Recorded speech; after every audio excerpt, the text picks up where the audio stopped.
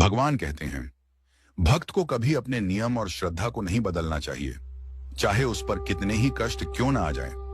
मैं समय आने पर उसके हर कार्य को सिद्ध कर दूंगा। एक व्यक्ति था।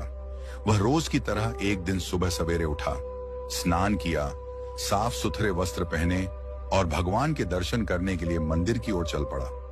उसका उद्देश्य केवल एक था, भगवान के दर्शन करके आत्मिक आनंद प्राप्त करना।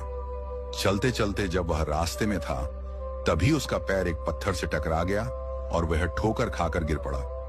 उसके वस्त्र कीचड़ से सन गए, लेकिन वह निराश नहीं हुआ। वह तुरंत घर लौटा, कपड़े बदले और फिर मंदिर की ओर रवाना हो गया। जब वह दोबारा उसी जगह पहुंचा तो संयोगवश फिर उसी स्थान पर ठोकर खाकर गिर पड़ा। अब की बार कीचड़ और भी अधिक था। लोग देखकर हंसे, कुछ ने ताने मारे, लेकिन उसने किसी की परवाह नहीं की। वह फिर से घर गया, स्नान किया, कपड़े बदले और तीसरी बार भी मंदिर की ओर चल पड़ा।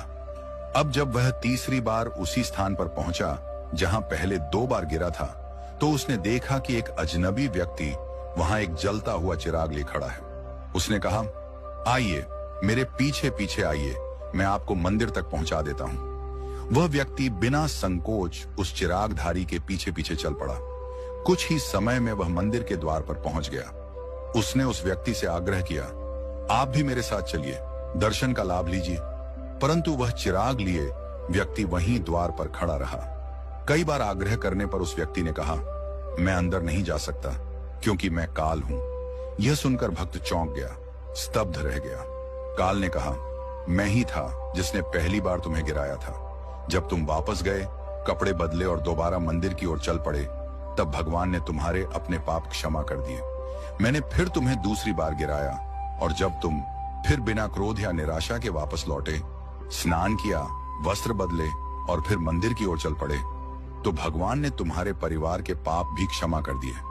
अब मैं डर गया कि यदि मैंने तुम्हें तीसरी बार गिराया और तुम फिर उठकर मंदिर चले गए, तो भगवान तुम्हारे पूरे गांव के पाप क्षमा कर देंगे। इसलिए मैं स्वयं आया हूं तुम्हें मंदिर तक पहुंचाने। ये बात हमें सिखाती है कि जब श्रद्धा अडिग होती है, जब नियम दृढ़ होते हैं, तो स्वयं बाधाएं रास्ता छोड़ देती हैं। आज हम जरा जरा सी बातों पर सत्संग छोड़ देते हैं, भजन जाप छोड़ देते हैं।